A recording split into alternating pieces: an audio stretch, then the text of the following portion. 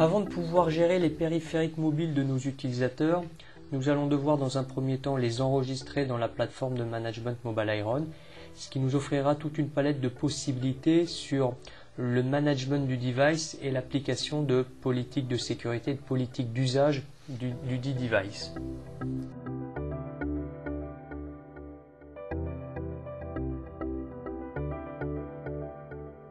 Pour cela, deux possibilités. Soit on effectue un enregistrement en masse en utilisant un fichier CSV qu'on aura préalablement renseigné avec toutes les informations sur le ou les utilisateurs, soit on fait un enregistrement unitaire, et c'est ce que nous allons faire dans cet exemple-là, en enrôlant le device pour l'utilisateur si nommé. Nous allons spécifier la plateforme qu'il utilise, donc en l'occurrence ici un iOS, c'est-à-dire soit un iPhone, soit un iPad. Nous allons spécifier sa localisation et rentrer son numéro de téléphone, ce qui lui permettra de recevoir un SMS dans lequel il aura toutes les instructions lui permettant de télécharger l'application Mobile Iron pour rentrer en conformité par rapport à la politique d'usage et à la politique de sécurité dans l'entreprise. On spécifie si le device appartient à l'entreprise ou appartient à l'utilisateur, ce qui nous permettra d'appliquer des politiques différentes. Et on indique aussi si l'utilisateur, en plus du SMS, va recevoir un email. On enregistre le device. Nous avons ici les informations permettant à l'utilisateur de configurer son application, lui permettant de se connecter au système Mobile Iron et récupérer toutes les politiques que l'administrateur aura définies. Bien évidemment, ces informations-là, il les reçoit aussi par SMS.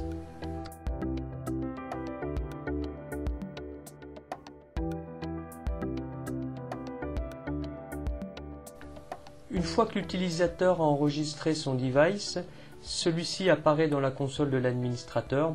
Dans l'exemple qu'on vient de se donner, l'utilisateur Amsigon s'est enrôlé un iPhone personnel, celui de l'employé, et il s'est enregistré un PDA de type iPad qui est celui de l'entreprise. À partir de là, l'administrateur a toute la latitude d'apporter des politiques de sécurité et des politiques d'usage.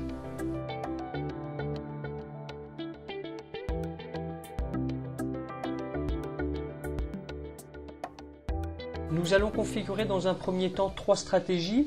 Une première qui va consister à donner la configuration sur les devices des utilisateurs de la messagerie d'entreprise. Une seconde qui donnera l'accès au Wi-Fi d'entreprise pour les devices des utilisateurs. Et enfin une troisième stratégie extrêmement importante qui forcera l'application d'un mot de passe pour déverrouiller les devices afin de protéger au minimum l'accès aux informations se trouvant sur le device. Nous allons dans un premier temps créer une politique de sécurité visant à l'application d'un mot de passe sur le terminal des utilisateurs. Pour cela, dans Policies, nous allons créer une nouvelle politique de sécurité. Nous allons lui donner un petit nom qui nous permet de la localiser facilement dans notre plateforme d'administration pour l'appliquer ensuite aux utilisateurs. On va l'appeler politique de sécurité. Je ne la nomme pas politique de mot de passe étant donné qu'une politique de sécurité englobe une politique de mot de passe, mais aussi englobe une politique de chiffrement du device ainsi qu'une politique de contrôle d'accès aux applications en fonction de certains types d'événements. On y reviendra ultérieurement. Ce qui nous intéresse ici, c'est de forcer l'application d'un mot de passe selon la politique de sécurité qu'on a définie ici même. Je sauvegarde ma politique. Pour qu'une politique puisse être affectée ensuite à des devices, on est obligé d'associer la politique à ce qu'on appelle des labels, les labels étant une enveloppe qui s'appliquera ensuite au device. Donc ma politique de sécurité, je vais l'appliquer à un label que j'ai préalablement créé qui s'appelle politique de sécurité.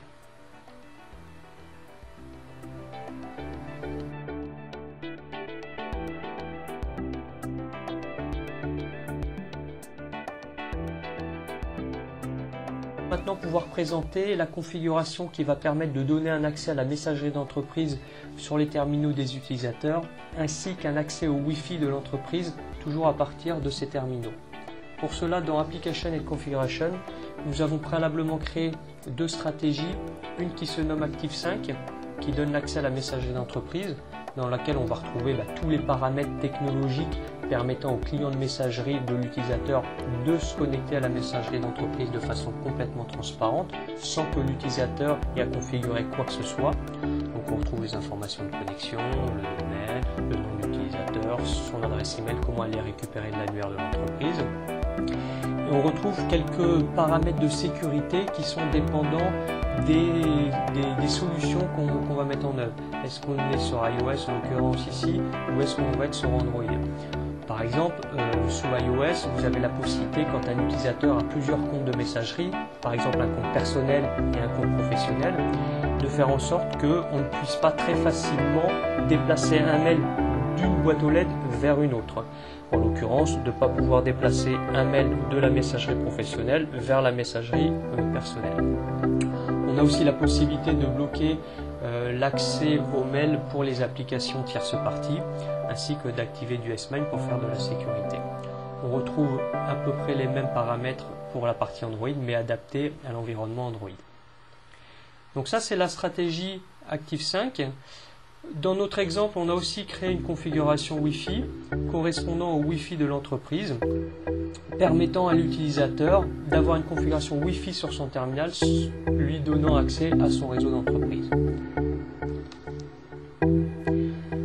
Bien sûr, comme pour la politique de sécurité, les stratégies applicatives sont appliquées à des labels. Donc Active5, on l'a appliqué à un label qui s'appelle MailPro. Le Wi-Fi, nous l'avons appliqué à un label qui s'appelle Wi-Fi.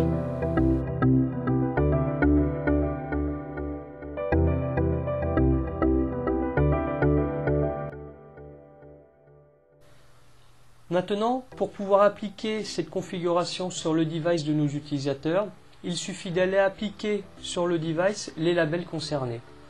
Donc nous retournons dans User and Device. Je vais prendre mon utilisateur MCGON qui se trouve avoir deux terminaux, un iPad et un iPhone, et je vais lui appliquer les labels que je vais sélectionner. Donc nous avons décidé de pousser une politique de sécurité, de pousser un accès à la messagerie professionnelle et de pousser la configuration Wi-Fi lui.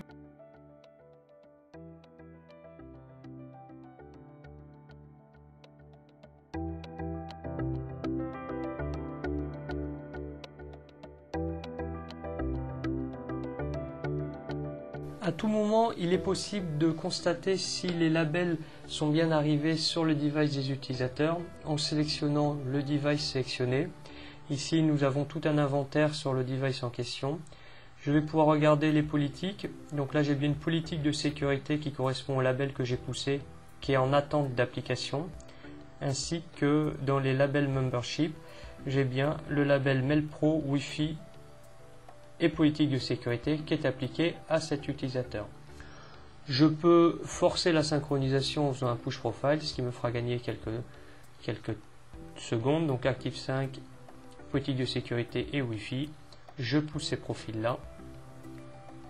Et ceci est arrivé sur le périphérique de mes utilisateurs, comme je vais vous le montrer sur les captures suivantes.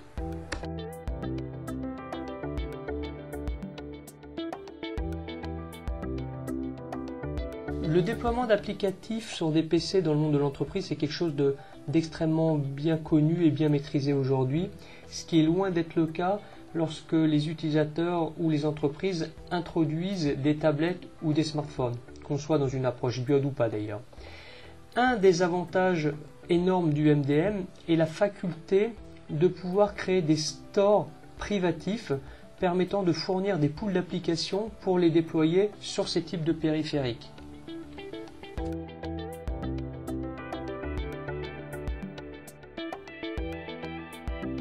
Notre utilisateur a donc besoin d'une application. Nous allons pour cela pouvoir le réaliser par la partie Application and Configuration, Application Distribution.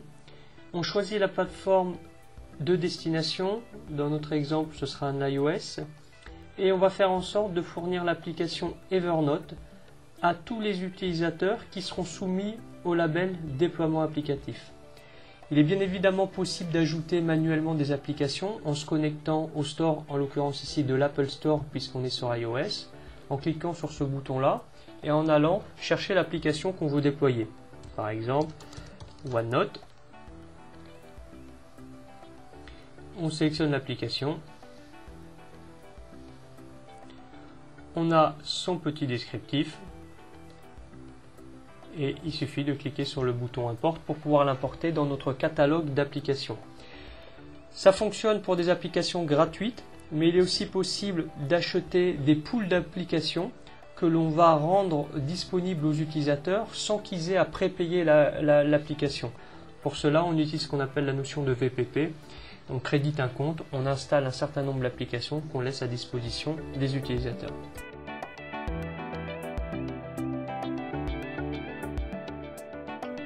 Afin de rendre disponibles les applications aux utilisateurs, il suffit de leur appliquer le label concerné, en l'occurrence déploiement application.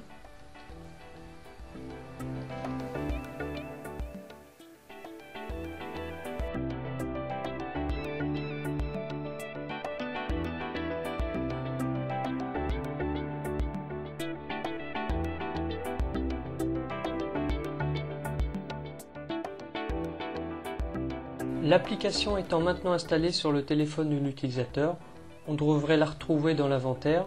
Donc pour gagner un petit peu de temps, je vais forcer le périphérique à se synchroniser avec mon outil de MDM. Et dans les applications, je devrais retrouver l'application Evernote, que voici.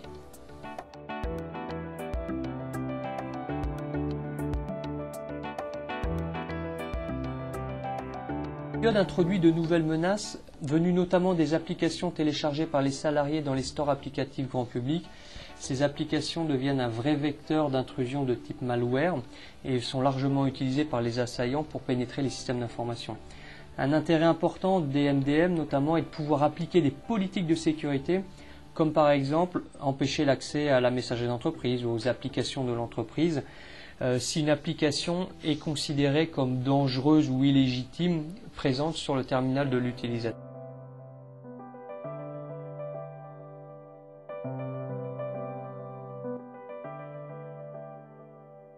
On voit ici que pour cet utilisateur, dans la liste de ses applications est présent l'application Dropbox. On pourrait très bien se dire que cette application est incompatible avec notre politique de sécurité car potentiellement un vecteur de fuite d'informations vis-à-vis de la messagerie de l'entreprise qui est configurée sur le téléphone de l'utilisateur. Donc nous allons faire en sorte d'interdire l'accès à la messagerie dès l'instant que l'application Dropbox est installée sur le périphérique de l'utilisateur. Et on pourra lui envoyer une alerte lui indiquant que cette application n'est pas conforme à notre politique de sécurité, notre politique d'usage du BIOD et qu'il devra la désinstaller pour pouvoir récupérer l'accès à sa messagerie.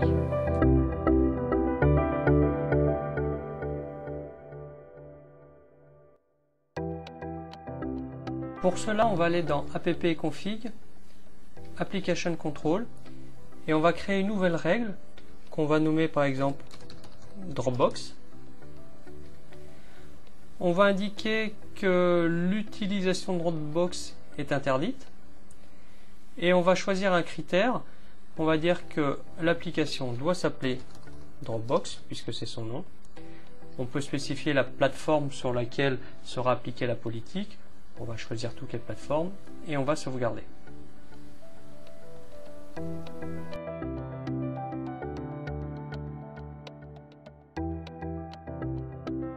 Ensuite, nous allons retourner dans les politiques de sécurité pour indiquer en dessous de notre stratégie de mot de passe qu'on a utilisé tout à l'heure que lorsque un device apporte une violation sur le contrôle des applications, comme c'est le cas avec l'application Dropbox, donc on récupère la règle qu'on vient de créer, et bien dans ces cas-là, on va choisir la stratégie appliquée, et la stratégie, on va bloquer l'accès aux mails professionnels. Donc dans cette situation-là, tous les devices qui se verront appliquer cette stratégie de sécurité, qui auront l'application Dropbox, ne pourront plus accéder à leurs mails professionnels.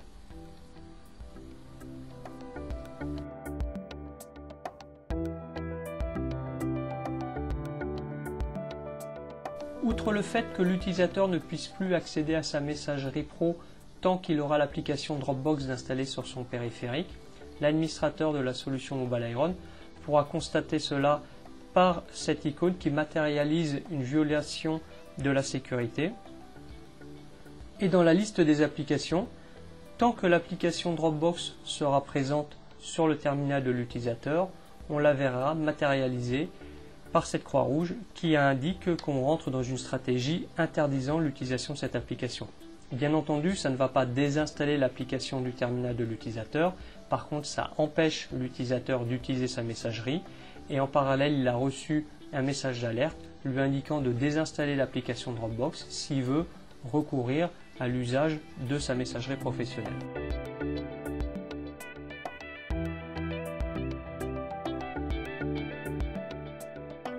Lorsqu'un utilisateur s'est fait voler son terminal, il est bien évidemment important de supprimer la configuration ne permettant pas à un voleur d'exploiter des données se trouvant sur le terminal. Vous avez, avant de supprimer toutes les données, la possibilité de localiser le terminal pour voir s'il n'a pas été simplement égaré. Donc en sélectionnant le terminal, on a la possibilité de le localiser. Alors bien sûr, je vous mets en garde par rapport à la charte qui aurait dû être mise en place concernant la vie privée. Mais en faisant un zoom, on a la possibilité d'aller très finement sur l'endroit où se situe le terminal.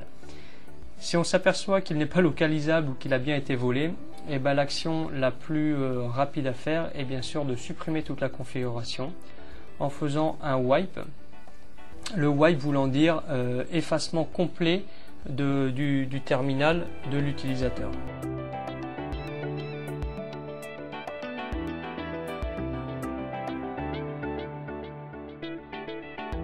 Qu'un utilisateur qui a eu recours au BIOD avec son terminal personnel, il est tout à fait logique quand il quitte l'entreprise qu'il conserve son terminal et il est tout aussi logique qu'on lui supprime sa configuration d'entreprise, lui permettant plus d'accéder à sa messagerie professionnelle par exemple, lui permettant plus d'accéder au Wi-Fi ou ne lui donnant plus le droit d'avoir accès aux applications de l'entreprise.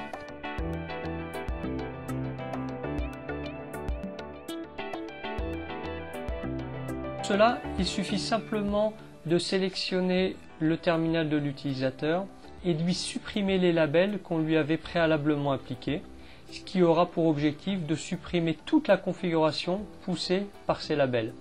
Ainsi, l'utilisateur se retrouvera avec un terminal à l'identique de celui d'origine lorsqu'il l'avait amené à son administrateur pour l'intégrer dans l'entreprise.